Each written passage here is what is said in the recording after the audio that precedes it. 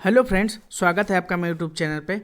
तो happiest mind एक ऐसा स्टॉक है जिसको मैंने हमेशा कहा है कि इसकी रैली को देखकर आप मत खरीदें, कंपनी के फंडामेंटल्स भी देखिए। देखिए, नो डाउट कंपनी के जो विजन्स हैं वो क्लियर हैं और आगे के लिए बहुत ही अच्छी कंपनी है, लेकिन इसका मतलब ये नहीं है कि रिटेल इन्वेस्टर इसका मालिक बन के बैठ जाए। ऐसा मैंने बहुत बार कहा है, गिरावट जब भी हुई है तो मैंने कहा है कि हैप्पीएस्ट माइंड वो कंपनी नहीं है जिसमें आपको बहुत ज़्यादा लॉन्ग टर्म व्यू लेना चाहिए, क्योंकि आप इसकी रैली देख करके लेते हैं, आपको ऊपर के प्राइस पर पकड़ाया जाता है। DIS FIS यहाँ से एंट्री करते हैं, यहाँ पर निकलते हैं और यहाँ पर आप सोचते हो इतना भाग रहा है और यहीं पे आप एंट्री लेते हो, यहीं पर एग्जिट होती है FIS DIS की, यहीं पर बड़े इन्वेस्टर्स प्रमोटर्स सारे एग्जिट करते हैं और आप यहाँ फंस जाते हो। देखिए, रिटेल इन्वेस्टर्स का हमेशा से यही रहा है।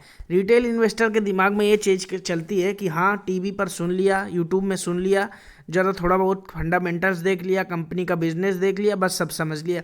बहुत सी चीज़ें लॉन्ग टर्म में ऐसी होती हैं जो आपको रिव्यू करते रहना चाहिए समय समय पर। कंपनी के प्राइस मूवमेंट को आपको हमेशा से ऑब्जर्व करना चाहिए और अगर आप स्टॉक मार्केट में निवेश करते हैं तो ये आपको वीकली बेसिस पर करना ही करना चाहिए। प्रॉफिट बुकिंग एक ऐसी चीज़ है जो सबसे ज़्यादा फायदेमंद किसके लिए है? रिटेल इन्वेस्टर के लिए। बड़े इन्वेस्टर्स जो होते हैं वो लॉन्ग टर्म का व्यू रखते हैं, 10 साल, 15 साल, 20 साल, लेकिन जो रिटेल इन्वेस्टर्स होते हैं वो इन प्राइस मूवमेंट में फंसा लिए जाते हैं। तो बेहतर है कि आप यहाँ पर एंट्री करो और यहाँ पर निकल जाओ। अगर आप यहाँ से यहाँ तक चलने का सोचोगे ना, शुरू से लास्ट तक, तो आप हमेशा फंस जाओगे। इसीलिए मैंने कहा है कि आप 10%, 5% ले करके निकल जाइए, सबसे सेफ वही है। फिर करेक्शन के बाद वापस खरीदिए। लेकिन ऐसा कितनों को ही समझ में आ पाता है और कितने ही लोग ऐसा कर पाते हैं? या तो आप बहुत ज़्यादा लॉन्ग टर्म के लिए होल्ड करने की क्षमता रखो। चलिए बात करते हैं हैप्पीएस्ट माइंड्स की, और इस वीडियो में हम एनालाइज करने की कोशिश करेंगे कि आने वाले 10 से 5 सालों में हैप्पीएस्ट माइंड का क्या हो सकता है। तो स्वागत है आपका मेरे यूट्यूब चैनल पर। फर्स्ट टाइम अगर चैनल पर विजिटर होंगे तो चैनल को जरूर सब्सक्राइब करेंगे। देखिए, हैप्पीएस्ट माइंड की बात करें तो यहाँ पर आज आपको शेयर फिर से 5% की गिरावट में दिखाई दे रहा है। ये गिरावट 1279 के लेवल्स तक हो चुकी है और ये एक इम्पॉर्टेंट लेवल को तोड़ करके नीचे आ गई है। यहाँ पर आप देख सकते हैं 1580 का हाई बनाने के बाद लगभग 300 रुपये का करेक्शन यहाँ पर प्राइस में देखने को मिल रहा है। RSI के लेवल पर अब आज का डेटा अपडेट नहीं हुआ, इसलिए 36.8 है। मुझे ऐसा लगता है 30 के नीचे RSI जाएगा और यहाँ पर ओवरसोल्ड जोन बनने की तैयारी शुरू हो चुकी है इसमें हैप्पीएस्ट माइंड्स की।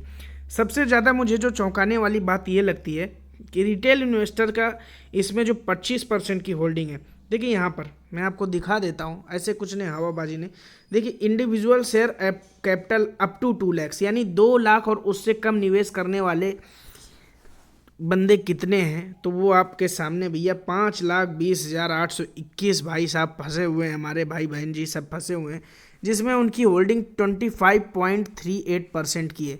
अब बात समझिएगा, इनके प्रोमोटर्स की जो होल्डिंग है वो लगभग 52 पॉइंट समथिंग की है, यानी आप समझ लीजिए कि यहाँ पर 53% की होल्डिंग जो है प्रोमोटर्स की है। बात को आप ध्यान से सुनिएगा। और इसमें से कोई प्रमोटर ऐसा नहीं है जिसके पास 25% की होल्डिंग हो। एक प्रमोटर तो होता नहीं कंपनी का, कई प्रमोटर होते हैं, किसी के पास 10%, 5%, 4% के स्टेक पड़े हुए हैं, उन्हीं से आगे ये जाके बोर्ड ऑफ डायरेक्टर्स और सब अपॉइंट करते हैं। लेकिन रिटेल इन्वेस्टर्स के पास 5,20,821 इन्वेस्टर्स जो हैं और उसकी 25.38% की होल्डिंग्स, तो सबसे बड़े जो होल्डिंग है ये किसकी है? यहाँ पर रिटेल इन्वेस्टर्स की।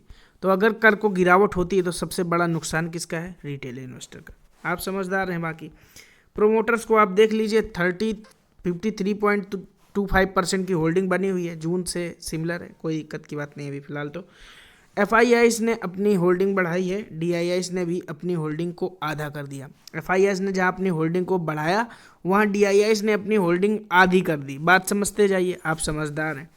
पब्लिक की होल्डिंग 34.46% है, जिसमें जो रिटेल इन्वेस्टर्स हैं उसमें 25% है।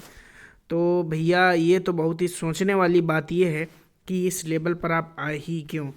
सारे इम्पॉर्टेंट लेवल्स, 100 दिन का EMA अभी बाकी रह गया है, तो 1253 मुझे ऐसा लगता है जल्दी तोड़ेगा।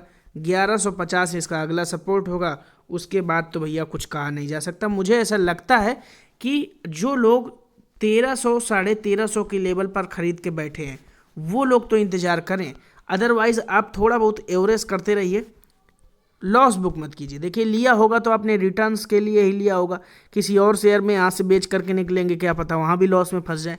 तो फिलहाल आप इस पे बने रहिए, आने वाले एक साल में ये 1580 के लेवल को तोड़ करके 1850 के लेवल तक जा सकता है।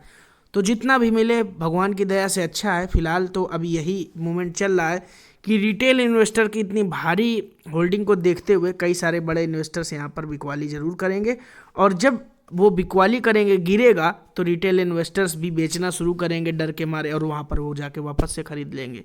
तो हमें ऐसी स्थिति से ही बचना है, समझ रहे हैं आप। अगर ऐसी स्थिति से बचना है तभी आप एक अच्छे इन्वेस्टर्स कह जाएंगे। मुझे ऐसा लगता है, इसके अलावा तो कुछ अभी है नहीं इसमें हैप्पीएस्ट माइंड में शेयर करने को। 1150 के लेवल के बाद दोबारा वीडियो बनाऊंगा। वीडियो कैसा लगा कमेंट बॉक्स में जरूर बताइएगा। फर्स्ट टाइम चैनल पर विजिट चैनल को सब्सक्राइब कीजिए। Thank you for watching. जय हिंद।